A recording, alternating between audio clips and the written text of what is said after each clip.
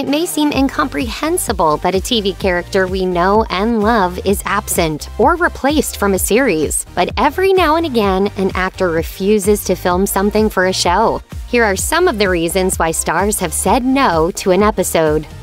Anyone who's seen an episode of Family Guy knows the show doesn't shy away from wildly offensive humor. The animated hit regularly features jokes about race, sexual orientation, religion, and a myriad of other topics. Vice noted the bits are, quote, often so repulsive that watching can be painful. Patrick Warburton, who voices Joe Swanson, has had his share of crude lines, but one joke crossed the line for the actor, who said in Digital Spy that some bits were so objectionable, he, quote, can't repeat them today, sharing only that the episode, quote, had to do with Christ on the cross. The actor felt it had no humor in it and was, quote, so horribly offensive. Warburton told Digital Spy that the incident was the only time in the series' decades-long run that he felt he couldn't participate. In 20 years, there's only been this one episode. We have great communication all the time. They are all great and listen to you. They know I'm a team player. They know how offensive that was.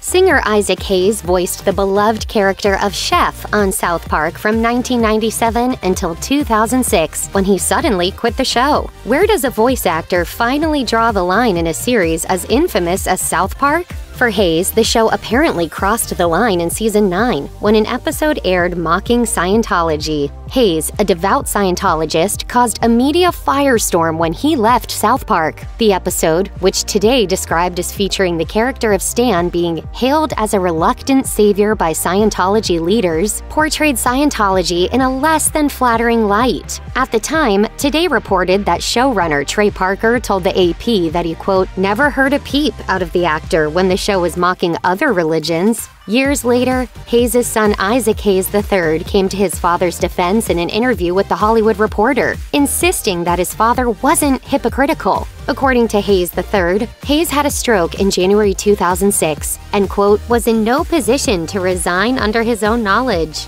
Hayes III suspected that his father was manipulated. Shannen Doherty played Prue in the original iteration of Charmed, which ran from 1998 to 2006. However, Doherty was only in the first 3 seasons. At the top of Season 4, the show revealed that Prue had been killed by a demon. Fans wondered why the star made such an early and abrupt exit from the roster, and one of the theories was centered around the rumored feud between Doherty and co-star Alyssa Milano. However, Doherty revealed at Comic-Con 2015 that she wanted to leave because she was often bored, and that, quote, playing the same character all the time was extremely difficult. Doherty was invited back to appear in the 2006 series finale of Charmed, but declined the role. She told fans in a 2015 Q&A, honestly, the way that they wanted to bring Prue back into it was just not authentic, and there was nothing interesting and good, and it wasn't true to the character. That's why I said no. Prue's character instead received a one-line acknowledgement in the final episode.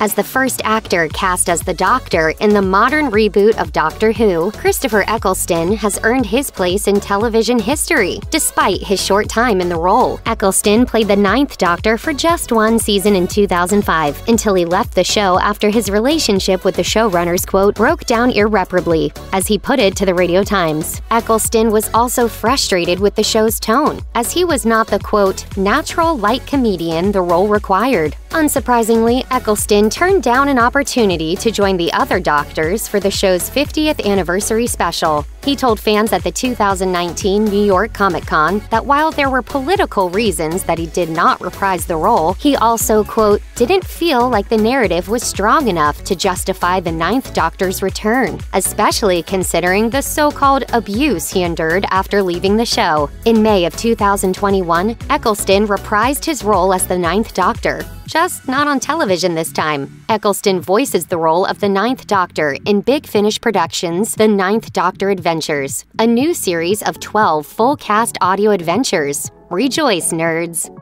Now that years have passed since the series finale of Friends, folks are finally speaking up about one of the show's more problematic characteristics, namely, its near-constant need to make the LGBTQ+ community the target of homophobic jokes. While Friends was groundbreaking in some ways, according to Pride, it was only the second network television episode to feature a gay wedding, airing just weeks after Roseanne made small-screen history with Leon and Scott's wedding. It had a frustrating habit of creating LGBTQ+ storylines that were far more hurtful than helpful. How does it feel to have a huge gay fan base?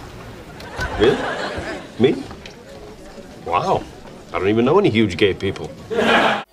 The show, which Out aptly described as having a, quote, tendency toward gay panic for cheap laughs, had a notably painful episode in which neurotic funny man Chandler Bing visits Las Vegas to invite his drag queen father to his wedding. According to Saul Osterlitz's book, Generation Friends, an inside look at the show that defined a television era, actor Matthew Perry nixed another potentially homophobic Friends episode in which Chandler frequents a gay bar because of his obsession with the bar's tuna melts. As Metro wrote, presumably, a straight man in a gay bar is the butt of the joke. It's unclear whether Perry's objection to the script was because he found it embarrassing to play or because he found it offensive. But let's just count our blessings and be thankful that Friends didn't get yet another opportunity to make a mess out of an LGBTQ+ storyline.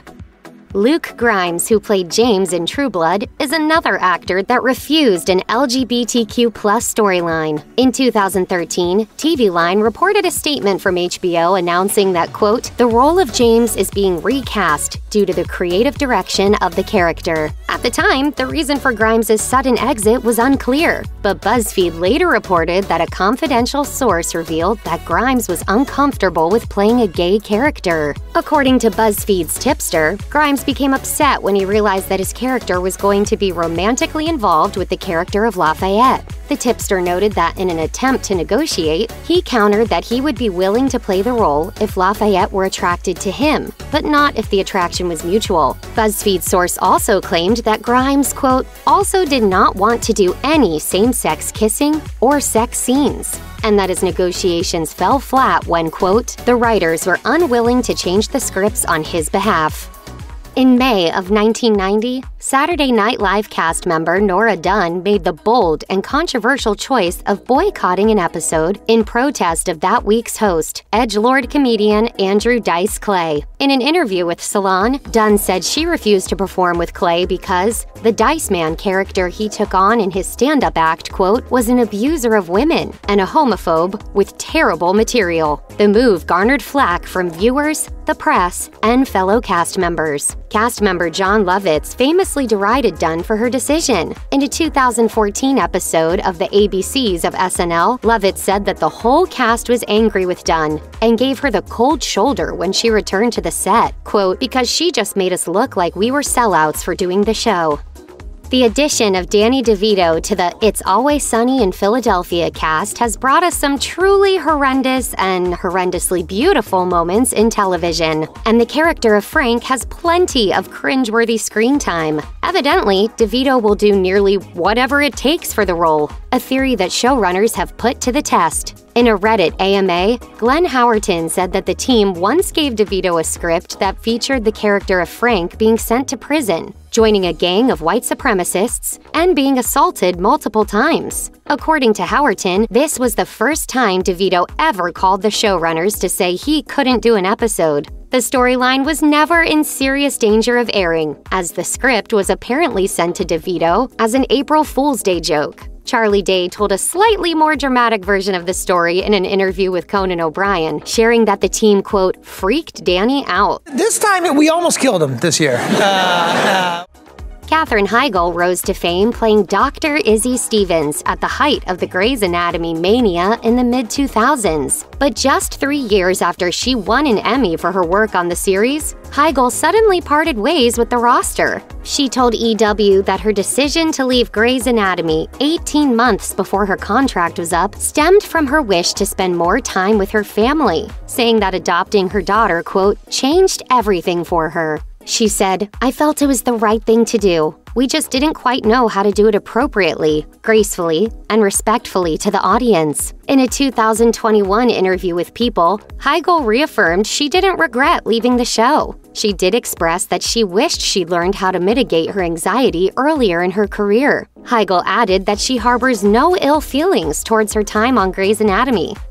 When a character is written off a TV show, viewers expect that some sort of resolution or explanation will be written into the script. That was not the case for one of the characters on Weeds. As E.T. recalled in a 2019 interview, actor Elizabeth Perkins quickly became a fan favorite on the series while playing the role of Nancy Botwin's so-called frenemy, Celia Hodes. However, when Perkins left the show after season 5, the character's fate was punctuated with a question mark. Perkins told the outlet, "We never really knew what happened to her. She didn't die. She wasn't killed. Personally, I think they should have pushed her off a cliff." That would have been like a proper goodbye to Celia Hodes. Although she was offered a chance to reprise her role for the season finale, Perkins declined, telling Yahoo Entertainment that she ultimately could not do it because she was, quote, "busy shooting a new show." Perhaps she would have found some time if the character was given a more climactic or violent end. Check out one of our newest videos right here. Plus, even more Nicki Swift videos about celebrities are coming soon. Subscribe to our YouTube channel and hit the bell so you don't miss a single one.